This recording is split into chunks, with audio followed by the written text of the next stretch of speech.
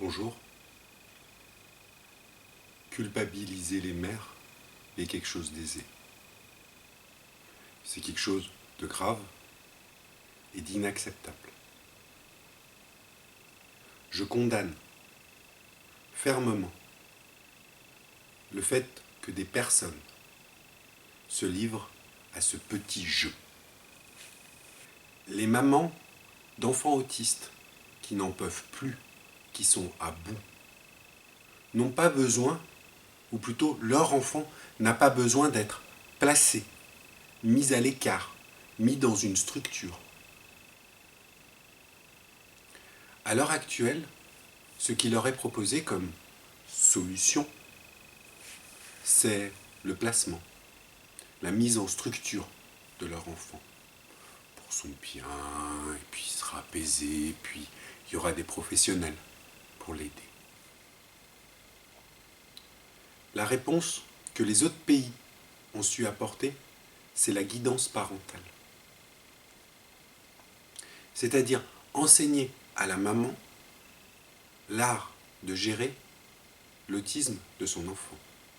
Et même plus, c'est l'art d'enseigner à la maman, d'enseigner à son enfant l'art d'acquérir une certaine autonomie.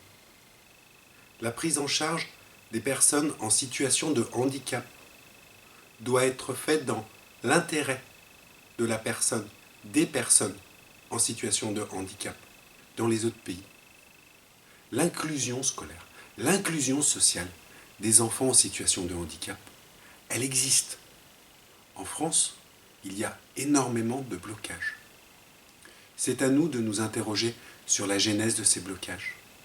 C'est à nous, à un moment donné, de ne pas nous enfermer dans une question de souffrance et de savoir briser certains cycles, même si cela est très douloureux.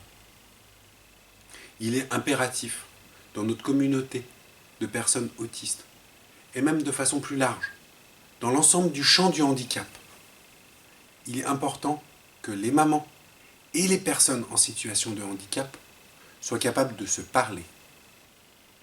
En tant que responsable associatif, il est aussi de mon rôle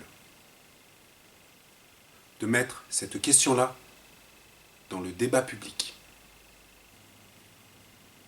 Si nous voulons que notre pays change de regard sur l'autisme et plus largement sur le handicap, si nous voulons que notre pays propose l'inclusion des enfants en situation de handicap, ça va être à nous d'impulser le changement.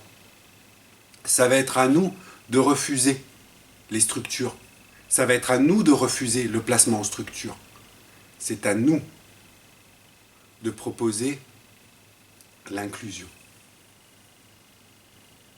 À un moment, il est urgent que nous toutes et nous tous prenions conscience de la tâche qui est la nôtre.